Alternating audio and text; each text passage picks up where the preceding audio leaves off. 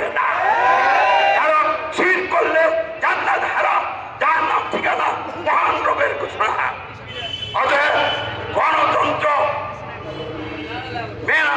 মেনে চলা যাবে না।